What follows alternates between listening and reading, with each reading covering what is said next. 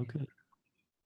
Right, let's go. Namo Om Vishnu Padhaya Krishna Pastaya Bhutale Shrimati Bhakti Vedanta Swamti Namane Namaste Saraswati Devi Gauravani Vichaline Sisha Sunyavahari Ashtatara Satarine Jai Sri Krishna Chaitanya Prabhu Nityananda Shri Advaita Gadadhar Shiva Sadi Gaura Bhakta Vrinda Hare Krishna Krishna Krishna Hare Hare Hare Ram, Ram, Ram, Hare Hare. Right, so this, again, I think we say it quite often, because Prabhupada will quote many verses from the Bhagavad Gita, but this is definitely one of them he would often quote. And it's quite an instructive verse. So anyone like to read the Sanskrit and the English with a small purple? Can I, Prabhu? Yes, go ahead, please. Thank you. Thank you, Prabhu. Tasmat sarvesu kalesu anusmara yudhya mayy arpita-mano-buddhir evaisyasy asamsayah. Yes. Translation. Therefore, Arjuna, you should always think of me in the form of Krishna and at the same time carry out your prescribed duty of fighting with your activities dedicated to me and your mind and intelligence fixed on me. You will attain me without doubt.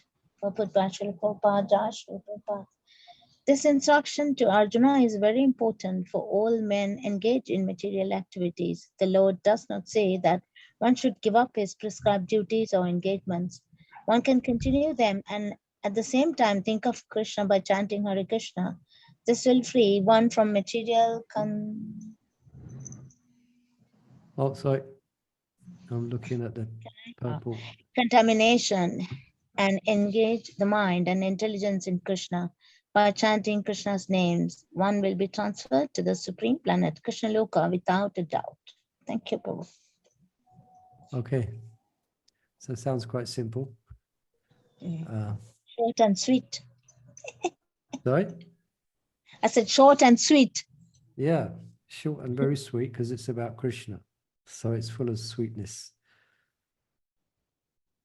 Now, any questions about this? Does anyone have any challenges with this? It means remembering Krishna throughout the day. When we sit down and we chant japa, we've got a good chance of remembering Krishna because we're not doing anything else. When we're coming before the deity greeting, we got a good chance of thinking about Krishna. Yeah, because the curtain's open and there's wonderful prayers and Krishna's beautiful, is there with his new shringa. And even while we're doing duties within the temple, if we have the opportunity, it might be easy to remember Krishna. What about going about our daily activities, you know? And who's to know when we're going to leave this world? It may be when we're going about our daily activities, crossing the road, you know? Who's to know? We might, you know, we don't want to speak to a pessimistic way, but we're risking our life every time we cross a road. We don't know what's going to happen. Even if it's, even if the traffic is on a red light, who's to know? Yeah. So it can be a bit of a challenge. But perhaps the biggest challenge, because to remember Krishna, it takes a relatively purity of mind and purity of heart to actually think of Krishna. And ultimately, we know that if one's eyes are tinged with the salve of love, then one is spontaneously going to think of Krishna. But that may not be our situation. Yeah. So specifically here as well, yeah, I just read this part here from Gurujan. Often devotees wonder if it is necessary to remember Krishna while they do their duty, or whether doing the duty for Krishna is sufficient. Right? So if you're doing some specific service for Krishna, you may be bringing up your own children for Krishna. You may be working for Krishna. So and you may be otherwise distracted at work.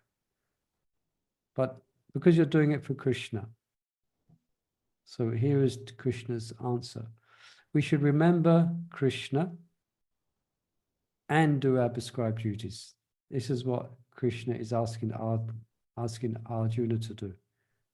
You should do both.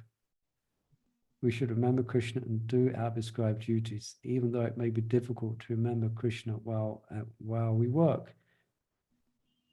Yeah, it's going to be much more difficult to remember him when we're leaving the world. Yeah, when our consciousness is disturbed and overwhelmed with pain. Therefore, Krishna wants us to practice now. So we have to practice now. Has anyone ever... Sorry, go on, please. Yeah, I was thinking, Prabhu, remember, more difficult is remembering Krishna, like, of course, when things go wrong, sometimes we pray to Krishna, but then at the same time, we can question Krishna also. Oh, why? You know, sometimes that is the most difficult time, I think. All right, well, at least you're thinking of Krishna, even if you're a bit unsure as to why you're going through what you're going through. All right, so you're having a conversation with Krishna. Yeah. Why Krishna? But then... So that's good. That's actually good. That means you're thinking of Krishna. As long as it's not the, I mean, I don't think you're speaking from the point of an atheist where they, you know, but we have faith in Krishna, and then things in their life happen. So so sometimes we question, we're trying to identify what is the lesson. There's some reversal for us. So we're thinking, so that's good. Because we're thinking of Krishna. It's something we can learn to do. Is anyone that, I'm sure actually this day and age, people are quite good at thinking of more than two things at a time. Yeah. Got that quite expert, like probably some of you now might be listening to this and you're doing something else. Multitasking. Probably, what is it? Yeah, Mother Jambavati is probably knitting. And she's listening to this, so she's doing two things. We got our gadgets and we're doing two. So the point I'm trying to make is just like someone is driving. After some time, you become quite skilled at driving. You can change the gears, you can put the clutch down, you can put your foot on the throttle, and you can be having a conversation with someone. Yeah. They're doing two things, so it's possible materially. So it must be possible, therefore, that you can use that same principle. But it's a case of practice, and that practice will become easier to that degree that our heart is purified. So in the absence of being able to think of Krishna, then we engage in our prescribed duties, in our position in society. And those prescribed duties are done dedicated to Krishna. So that will help to purify our heart so we can remember Krishna. I was thinking of Radharani, who wants to forget Krishna because he's sometimes in pain. And there we are, wanting to remember Krishna 24 hours. And it's not. That's a whole, you could say, a whole 180-degree turn. Yeah. I mean, sometimes in the spiritual world, we've got Radharani and the gopis. Then they try to make a determination to forget that Krishna. That's the whole other subject. Yeah, I know. But we can. That's a perfectional stage, born out of love, man and love.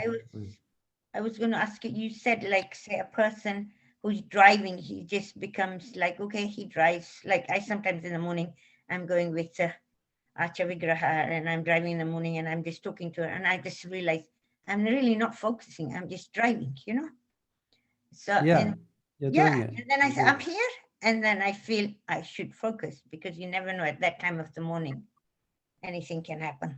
So anyways, what I was thinking then was, isn't that called like autopilot? Like you just doing things and you're not really thinking of Krishna, but you kind of are there, you know?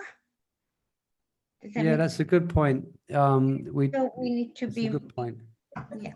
But it's a bit, I mean, it's a good point. You've kind of brought up a you brought up, how can I say, you brought up where that example gave has its limits that's given. So thinking of Krishna it's a spiritual phenomena, and it's not like thinking of being absent-minded when we're changing gear or when we're driving. It's a bit more deeper than that. So in other words, through our chanting, we develop an affection for Krishna, and we take that affection and we keep it in our heart while we're going about our daily activities. So Krishna is like, he's the underlying principle of our meditation throughout the day. You understand? It's like something we have to learn to develop, so that we can have our consciousness can be situated in Krishna, and we're engaging in our prescribed duties throughout the day. So it's not, and it may not. So spiritually, it's more of a profound experience. Actually, I realized this today. I've been listening to this Purijan Prabhu's special classes. Anyway, so Yeah. I'm still cleaning the floor and listening. And then all of a sudden, when he's talking about Krishna and how insignificant we are compared to Krishna, our humility is because we have to realize how insignificant we are with what Krishna is.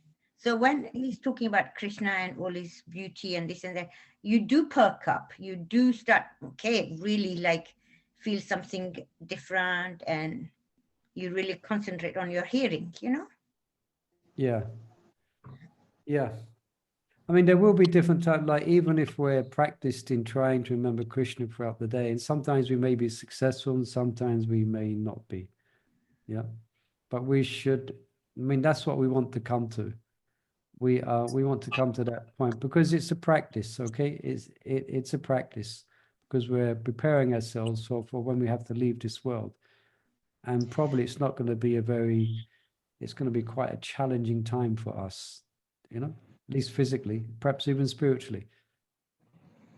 So therefore we want to practice, but there is times, thankfully, and we should have that in our sadhana, that there is a time when we can put everything else aside.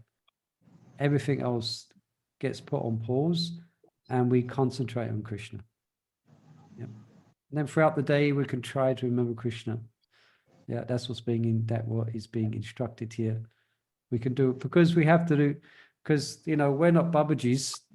So mainly we're engaged in duties throughout the day. We can't sit down 8 or 10 hours a day,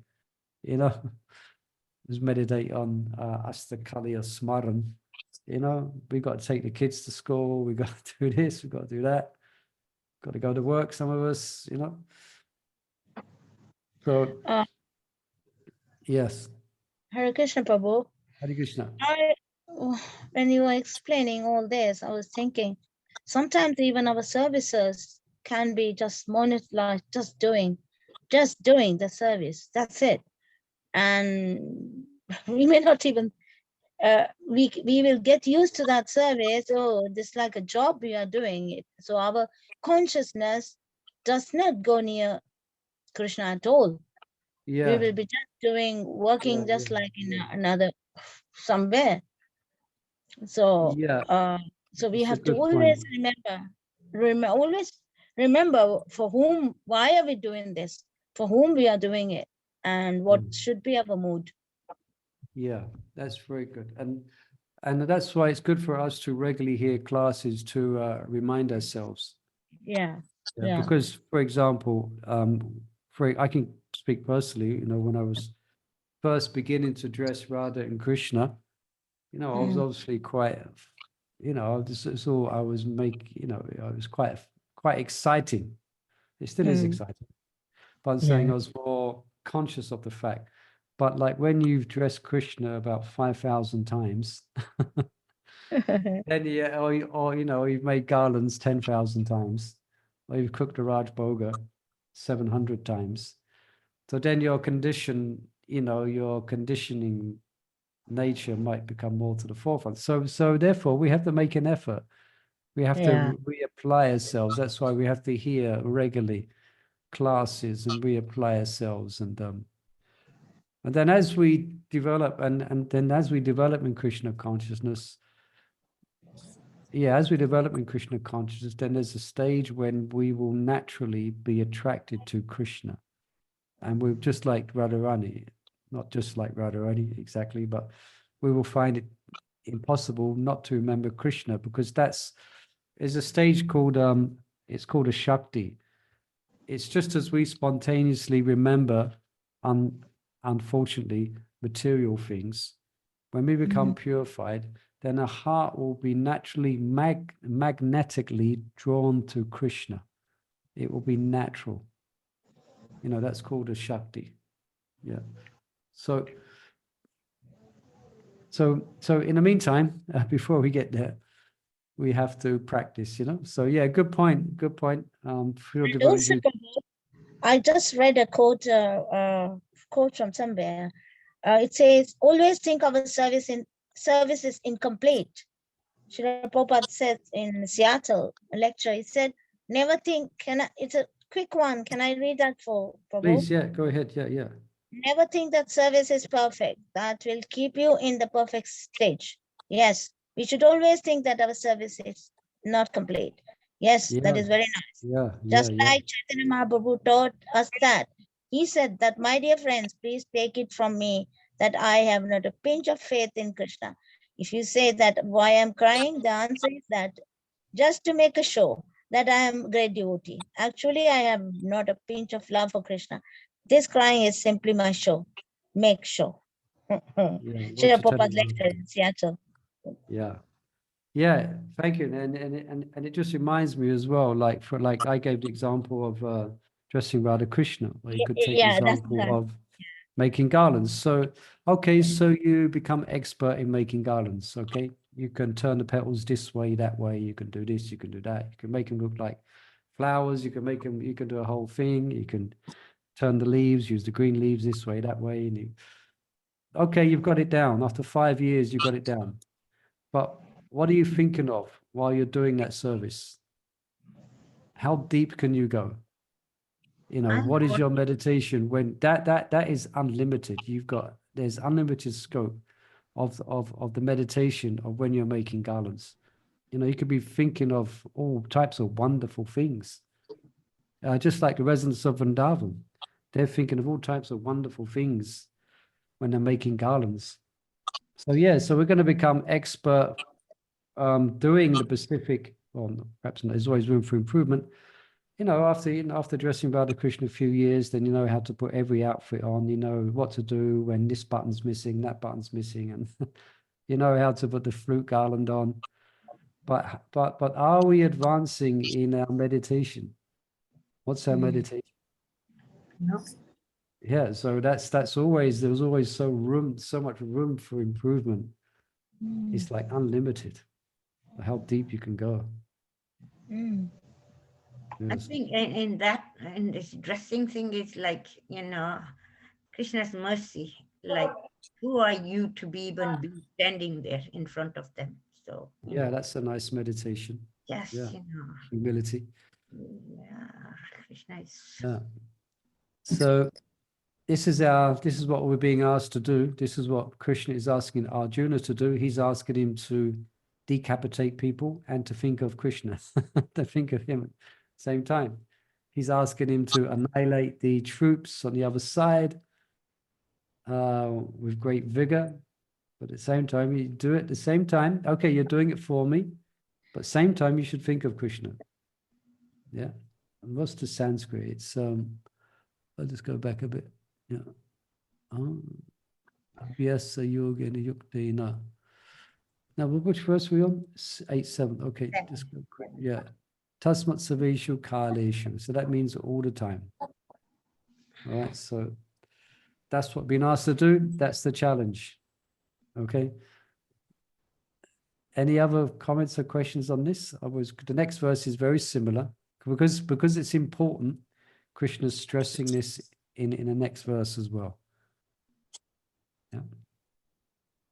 Okay, that was, Yeah, the newcomers, when you say, you ask them to do chanting or some Krishna consciousness, oh, but I don't have time, I've got this to do, that to do, whatever. So you can use this, they can carry on with their duties, whatever duties they need to do. Just add Krishna into it. yeah. So how would you take that further for them? Like if they say, well, how'd you do that? Just whatever you're doing, just think about Krishna. I'm doing for Krishna. Going to work, that Krishna's children, my wife is Krishna's, the house is Krishna's. Yeah. So when you pray, Yes, yes. this like Krishna this is your family, your house, it's not my house, my family, like that. Yeah, that's a nice meditation. That Simple, reminds us. simple. Keep it simple, Yeah. That verse, Even yat keeping- puroshi, yat ashnasi, yat tapasi kuntayam. That's it. Yeah. Yeah. Whatever you do, whatever you offer or give away, do that as an offering unto me. Yeah. So whatever activities you are engaged in, make some type of internal sankalpa that this is for Krishna. Yeah. All right, let's step a little forward to text 8. Similar, it's going to be described. As I mentioned, Krishna's making an emphasis of this.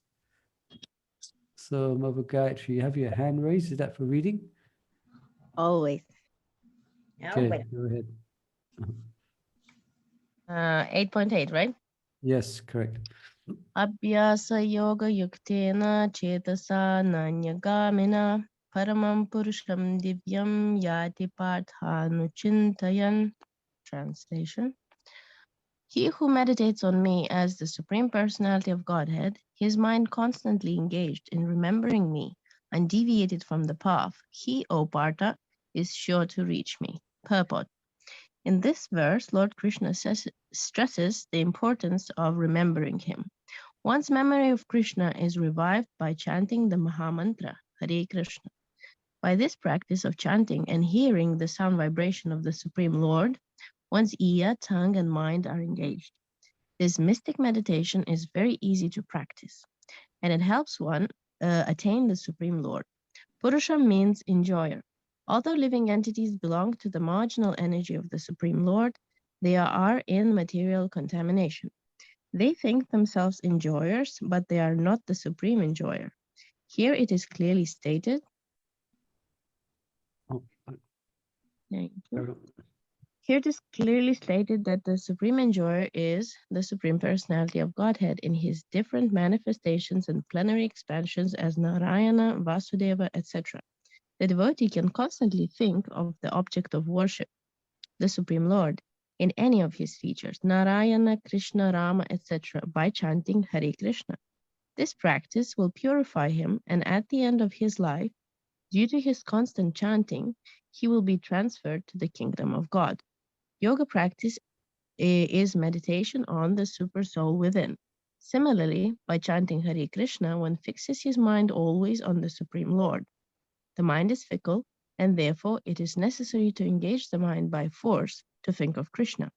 One example often given is that of the caterpillar that thinks of becoming a butterfly, and so is transformed into a butterfly in the same life. Similarly, if we constantly think of Krishna, it is certain that at the end of our lives, we shall have the same bodily constitution as Krishna. Hare Krishna. Okay, thank you. It is certain. Okay. Any questions or observations or comments about this particular verse? Similar to the last one in some sense. Gurujan writes something interesting. I can share that here. remembering Krishna is such a powerful practice that it can even empower us to conquer our conditioned natures. We have different strengths, weaknesses, attachments, and misgivings according to our association with the modes of material nature. We can conquer our limitations by Krishna's mercy, though always remembering him, however, as Krishna states in Bhagavad Gita 6:35, remembering him takes constant practice and determination. Okay, so we got our limitations, but by remembering Krishna, amazing things can happen in our life. Yeah, things which we could never have dreamed of. Yeah, I'm sure we've got strengths and weaknesses, different attachments. That's why it's interesting. Prabhupada describes it mystic meditation. Interesting uses that word, isn't it? It's mystical because it's mystical. Can I say why it's mystical? Can anyone perhaps elaborate on that a bit? I've gave a little bit, but if someone's to ask you, what does Prabhupada mean by this mystic meditation? All types of connotations, the word mystic. Why is it mystic? Why is it mystical? It's Yes, it's a inexplicable. mystical question. Sorry? It's not logical. It's inexplicable how it works. You know, you just meditate and you attain something. It's like manifestation Actually, in the material world. Yeah, let's just sort of think actually, much it's a good point. He's making, yeah, it's not, we're not thinking of the laws of material nature here. It's something beyond a material experiment. It's something beyond our senses. Yeah, it's something that's not graspable through our limited sense perception, but something does happen. So in that sense, it's mystical. Yep, Mother Chandravali? I was thinking, funnily, this morning when I was chanting, and I was thinking how this chanting is really changing one, you know? Yeah, you can use the word mystical. It's just Yeah. chanting, you know? There's so many other mantras that, like my mother does, you know, and like people say, Om Namo Shivaya. Oh, yeah, look at this mantra. And it is mystical. It's completely changed, well, me, completely changed to thinking that, no, philosophy is okay, but I never become one.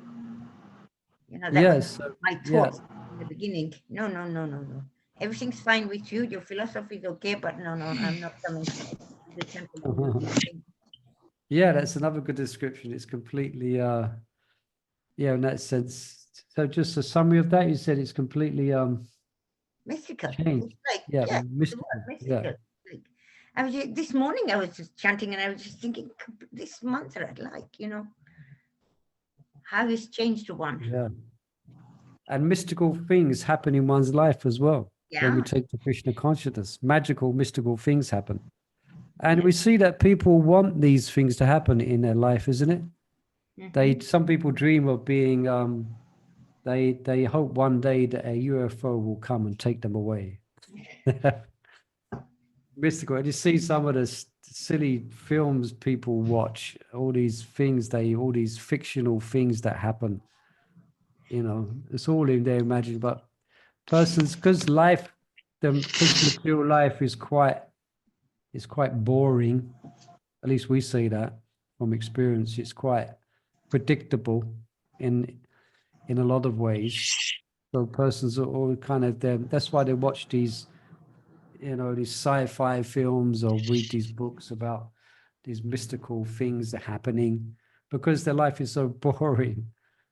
But actually, by taking to Krishna consciousness, then one lives a sublime mystical life where things fall into place which he wasn't expecting. And also by Krishna's mystical arrangement, things fall out of place which he wasn't expecting.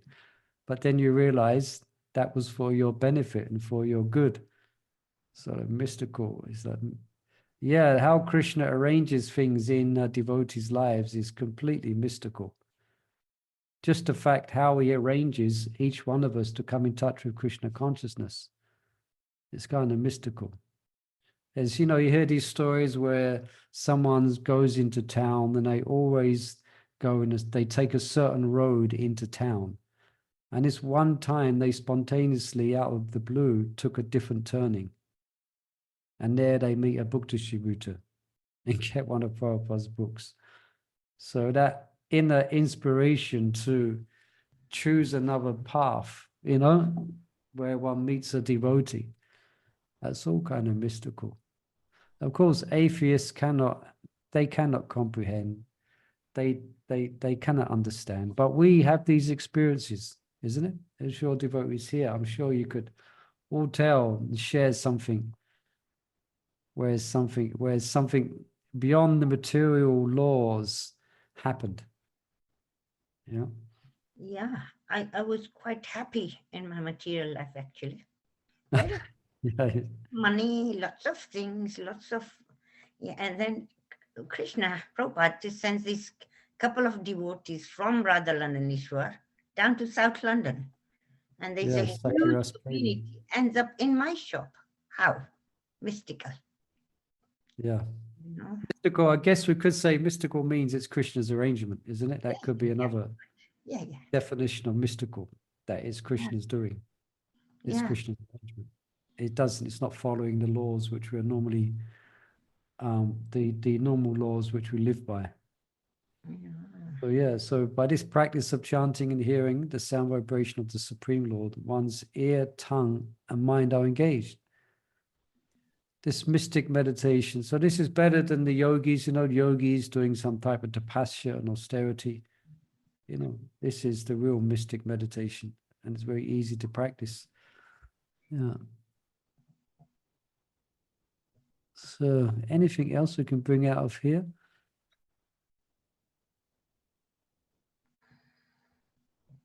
I guess we could. I like the caterpillar analogy. It's like it's guaranteed you'll get there.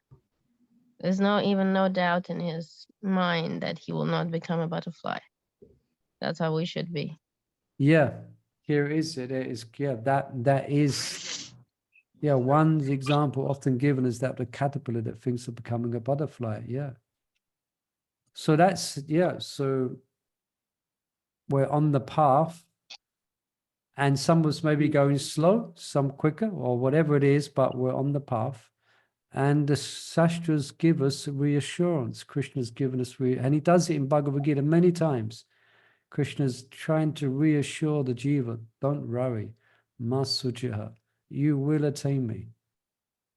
But we will attain Krishna if we follow what Krishna's saying. And we will attain him. And here, yeah. Similarly, if we constantly think of Krishna, it is certain that at the end of our lives, we shall have the same bodily constitution as Krishna. Right? So Prabhupada's given a general description here. Yeah, generally one will go to, as we know, we discussed before, one will take birth in Palma, Vrindavan, and then one will go onwards to Goloka. All right. We have to be careful, like the caterpillar wants meditating on to become a butterfly, right? But we have to be careful what our goal is and meditate on that goal. Otherwise, we could end up like, oh yes, heavenly planet seems really nice. You know, we were reading in Bhagavad Gita, heavenly, you know, nice. Yeah. Good point. Yeah, we have to be clear on the goal, and we have to keep focused on the goal.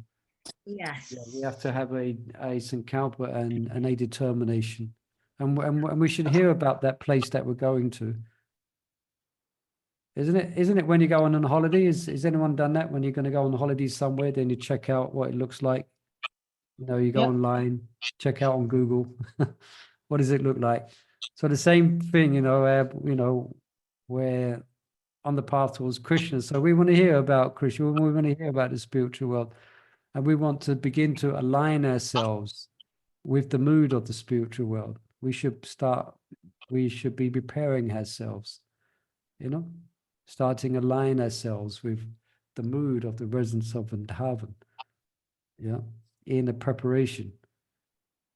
to become a butterfly. Not a butterfly. Well, if we're a butterfly with Krishna in Vrindavan, that's pretty good.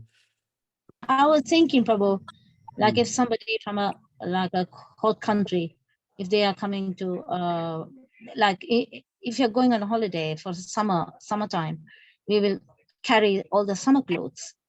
And if you're going on a winter time, we will carry all so the mood also should be like that, I thought. Yeah, it's a good point. Yeah. So there's certain things which don't go down very well in the spiritual world. Lust, anger, greed, envy. So that's the type of baggage which we want to identify and throw off put to one side. These things are not part of the spiritual world. So that's what we're doing, anartha-nivritti. We're purifying ourselves and preparing ourselves to enter that spiritual realm. Or if Krishna wants, we serve him anywhere in the material world. That's another discussion. Right. Any more gems we can pull from here? There's so much, even in one purple, I guess. But should we go on to text 9? Now, text 9, Krishna, reading here, Krishna now is going to explain how, for example, that he can be remembered. All right, what exactly is it? Because in one sense, you just remember Krishna. Okay, we understand it's the form of Krishna, but someone might think it's quite general. So now Krishna's going to give some more details to Arjuna, exactly how and in what way that he should be remembered. And this is text 9. Okay. So someone would like to read this text 9. Shall I? Yeah, go ahead. Thank you, Mother. Yeah, okay. Kavim puranam anusasitaram aniyamsam anusmareya sarvesya dhataram acintya-rupam aditya-varnam tamasa parasastat. One should meditate upon the Supreme Person as one who knows everything, as he who is the oldest, who is the controller, who is smaller than the smallest, who is the maintainer of everything, who is inconceivable beyond all material conception, and who is always a person. He is luminous like the sun, and he is transcendental beyond this material nature. Purport. The process of thinking of the Supreme is mentioned in this verse. The foremost point is that he is not impersonal or void. One cannot meditate on something impersonal or void. That is very difficult. The process of thinking of Krishna, however, is very easy and is factually stated herein. First of all, the Lord is Purusha, a person. Who think of the person Rama and the person Krishna? And whether one thinks of Rama or Krishna, what he is like is described in this verse of Bhagavad Gita. The Lord is Kavi, that is, he knows past, present, and future, and therefore knows everything. He is the oldest personality because he is the origin of everything. Everything is born out of him. He is the supreme controller of the universe, and he is the maintainer and instructor of humanity. He is smaller than the smallest. Wow, long purple. Carry on, yeah. 1 second. A living entity is 1/10,000th part of the tip of a hair, but the Lord is so inconceivably small that he enters into the heart of this particle. Therefore, he is called smaller than the smallest. As the Supreme, he can enter into the atom and into the heart of the smallest and control him as the Supreme Soul, and control him as the Super Soul. Although so small, he is still all-pervading and is maintaining everything. By him, all these planetary systems are sustained. We often wonder how these big planets are floating in the air. It is stated here that the Supreme Lord, by his inconceivable energy, is sustaining all these big planets and systems of galaxies. The word acintya, inconceivable, is very insignificant in this connection. God's energy is beyond our conception, beyond our thinking jurisdiction, and is therefore called inconceivable, acintya. Who can argue this point? He pervades this material world and yet is beyond it. We cannot comprehend what is beyond. Acintya means that which is beyond the material world, that which our argument, logic, and philosophical speculation cannot touch that, which is inconceivable. Therefore, intelligent persons avoiding useless argument and speculation should accept what is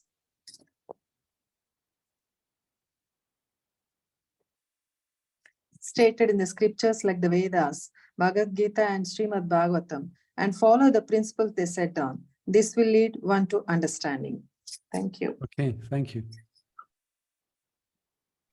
So Gurujan mentions that Krishna has given 10 ways to actually meditate upon him. Right, so there's plenty to keep us busy. Some of these meditations, just the fact that he's a person. And Papa mentions the process of thinking of Krishna is very easy. Right, it's very easy. Especially in comparison to, I mean, how they do it is perhaps difficult for us devotees to try and understand, but how the impersonalists, I mean, because they're trying to fix their mind on something that's not personal, something that has no...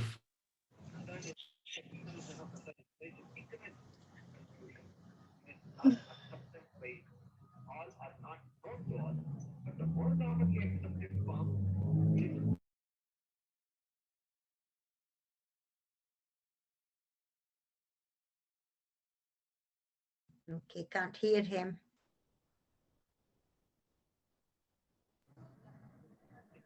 Maybe it's frozen. Mhm. I think Prabhu is gone. I thought it was me. Yeah, it took for a minute. Yeah.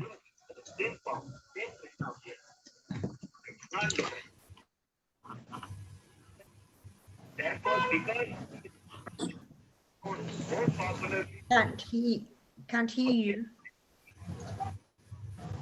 You're on mute. Okay.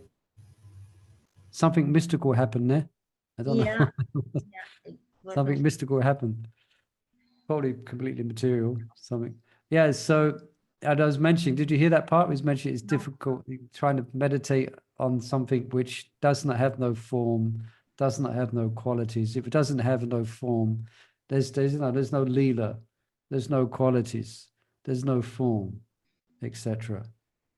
But in comparison to that, thinking of Krishna is very easy. Because so much, just his form. Beautiful description given in the Vedic scriptures, Srimad Bhagavatam. Yeah, nectar of devotion. Just Krishna's Krishna's qualities. And Rupa Goswami, Krishna has unlimited qualities. He gives 64 qualities. So in that sense, it's so much easy. Yeah. And Prabhupada says we think of a person, Ram, and the person Krishna. Yeah. So that's Krishna's. Then we can think of Krishna's Shaktis. That's what's described here. How he's a supreme person, one who knows everything. I mean, who can know everything? Have you ever met anyone who thinks they know everything? I've met a few people. Unfortunately, yes. Say yeah. Yes. Yeah, Many. I'm sorry. I'm just remembering my days before I joined Krishna consciousness. I used to work as, please excuse me about this, but I used to work on a building site. And there was one man on the building. I mean, I was quite young. I was 16, 17 years old. So, but there was one worker there. Any subject that came up in conversation, he would know everything about it. Everything.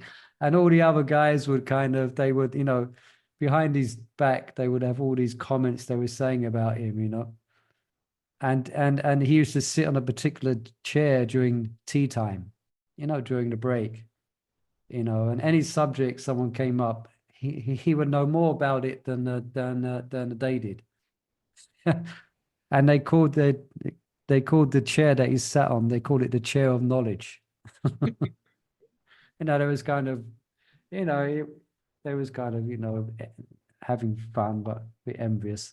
But anyway, there is people who think so, but only but Krishna knows everything. How can anyone know everything? Krishna knows everything. Krishna knows everything that every one of us have done. Yes. Krishna knows everything that all of us are thinking. So that's quite a lot to spend some time meditating upon. How he's supreme super consciousness. Yeah. And how he's the oldest, but he's also an eternal youth. Yeah. He exists beyond time. He is the controller. Prabhupada then speaks it. His 10 ways. He is smaller than the smallest. So you can meditate on that for one day, how he's the smallest of the smallest. At one time, who was it? One devotee described that Krishna can make himself so small that he can, this is he could manifest within the pinhead. Elephant. So small. Huh? You know it, the rest of it? Yeah, the elephant that's threaded through the needle. Yeah, that I was going to, I wrote that down. Let's just go, yeah. Yeah. The Anyone knows Brahmana the story, the and the cobbler cobbler. and the Brahmana? Cobbler and the Brahmana. Yeah. Such a wonderful story, isn't it? Where the cobbler, in his innocence of pure affection and devotion for the Lord, he completely, oh, how wonderful. The Lord's threading an elephant with the eye of a needle. Isn't that one? Then he picks up a seed, isn't it? Mm-hmm. He asks Narada, said, well, how is it possible? My Lord, just see this seed. It has, yeah. Banyan tree is in this seed. Oh, my wonderful Lord. Govinda Jaya Jaya Gopal. There's no Yes. But they play it the manner. Mm. So, yeah, so much to be. Of course, this is all inconceivable to us, but we can have great fun in trying to conceive something that's inconceivable. Yeah, trying to, he someone who knows everything, smaller than the smallest, who's a maintainer of everything. Yeah, he's beyond that material, because just reading the verse here. But he's always a person. Yeah, luminous like the sun. So that could be a whole lifetime, that could be a whole lifetime of appreciation, just these 10 aspects here, Yeah, plenty to meditate upon. Yeah. And then Prabhupada, yeah, and anything else from this purport here? It's quite a long purport. Prabhupada called his purports his ecstasies. Yeah, so Prabhupada is going to ecstasy here. He's expanding on the verse, and he himself is describing how great and inconceivable Krishna is. Yeah. And he used the word acintya, inconceivable. Yeah, it's beyond our conception. He meant just looking at one sentence, God's energy is beyond our conception, beyond our thinking jurisdiction. Yeah. Yeah, we operate under certain dimensions which are very basic, we have certain physical laws here within the material world, and they're very basic. You push something and it moves. The laws of physics, you touch something, if it's hot, you get burnt. And the basic laws of physics and how it works. What do they call it? Law of mass and things like that. Of volume and mass. And it's can only work. I mean, the physicists in the domain, they haven't got it, they can't, a lot of things are inconceivable. But actually, there's so many energies beyond this world of matter. All right. What is mentioned here is not possible to Yeah. understand by our senses. Yeah, it's not. Only if Krishna feels out of his kindness, he may reveal something to us. Yeah. Like he revealed to the cobbler. Something was manifest and he had so much faith, that he actually believed, that he actually had complete faith that Vishnu was threading an elephant through the eye of a needle. So yeah, we cannot conceive, but by devotion, Krishna can become pleased and show us some of the wonders of his nature. Yeah. something that which is inconceivable can quite easily be conceived by the grace of Krishna. If there's one verse actually describes it, one has one grain of mercy, one can understand. Yeah. It doesn't take much. Krishna just has to pull the coverings and he can reveal so many wonderful things.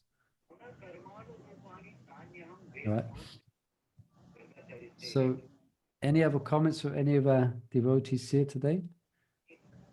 Please feel free. Any questions? Now, text 11. Let's see. No, that was text 9, wasn't it? So let's see the connection between this verse 9 and 10. Is that right? Where was last one was 9? This one's 10. Yeah. Am I right? Did I get that right? Yeah. Yeah. So,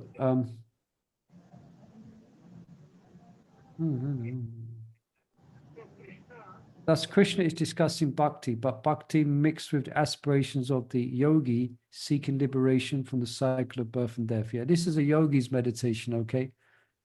The smaller than the smallest, greatest and greater than the greatest. This is generally yogic meditation, yogic mishra bhakti. In text 10 to 13, Krishna will explain the practices of these yogis, okay, from now on, 10 to 13, who are described in 729. Srila Prabhupada says in his purport to that verse, those who are engaged in worshipping the form of the archer of the Lord, who are engaged in meditation on the Lord simply for liberation from material bondage, also know by the grace of the Lord the purpose of Brahman, Adibhuta, etc. All right, a bit technical. But let's read, let's have a look. We've got 5 minutes. Let's have a look at the purport. Relatively small, so we can read text 10. Perhaps we're probably just. Anyone like to read text 10? Okay, I'm going to jump in. Yeah. Payena kale mananaschalena bhakti yukto yoga palena cheva prabho machi puranam evaisyasy satam param purusam upeti divyam. Translation. One who at the time of death fixes his life air between the eyebrows and by the strength of yoga. All right, so as we heard, this is 10 to 13. Krishna explained the practices of the yogis, yeah, who were described earlier on in 729. Yeah, so one who at the time of death fixes his life air between the eyebrows and by the strength of yoga with an undeviated mind engages himself in remembering the Supreme Lord in full devotion will certainly attain to the Supreme Personality of Godhead. So now Prabhupada is going to explain some of this. Sometimes it's called the mechanical way, the yogi, by remembering Krishna at the end of their life. Purport. In this verse, it is clearly stated that at the time of death, the mind must be fixed in devotion to the Supreme Personality of Godhead. For those practiced in yoga, it is recommended that they raise the life force between the eyebrows to the Agna Chakra. All right, so you can try that. How they do that, I don't know. The life force between the eyebrows, this practice of Sat Chakra Yoga, involving meditation on the 6 chakras. I think someone was aware of that. There's 6 chakras within the body where the life airs revolve around. That's suggested here. Then Prabhupada, as we can expect, what's he going to say? A pure devotee does not practice such yoga. Yeah, no need, because he is always engaged in Krishna consciousness. So, yeah, no need to do Sat Chakra Yoga. You can cook Raj Bhoga for Krishna. You can make garlands for Krishna. You can distribute books of Krishna. And that's your Sat Chakra Yoga, okay? Because devotee is always engaged in Krishna consciousness. At death, he can remember the Supreme Personality of Godhead by his grace. Yeah. What happens is that Krishna remembers the devotee. He so appreciates his service over the years that Krishna, out of his kindness, he enters the devotee's consciousness at the time of death. And he forces you to remember him. You've got no choice. It's Krishna's kindness. This is explained in verse 14. The particular use of the word yoga, palena, is significant in this verse because without the practice of yoga, okay, without whether Sat Chakra Yoga or Bhakti Yoga, one cannot come to this transcendental state at the time of death. So we have to put in the time, put in the practice. One cannot suddenly remember the Supreme Lord at death. One must have practiced some yoga system, especially the system of Bhakti Yoga. Since one's mind at death is very disturbed, one should practice transcendence through yoga during one's life. Okay. So our yoga system is devotion. That's our yoga system. Yeah. So one must practice some yoga. So we're practicing Bhakti Yoga. Bhakti means devotion. Yeah. So, yeah, especially this system of Bhakti Yoga, since one's mind at death is very disturbed, one should practice transcendence through yoga during one's life. Yeah. All right. Any questions at 7:29? No. Some, please. Yeah. So, something to go away with, some thoughts, some nice meditations here in these couple of verses. Isn't it wonderful? It's just a couple of verses. So much is there. You know, so much is there to meditate upon and think about.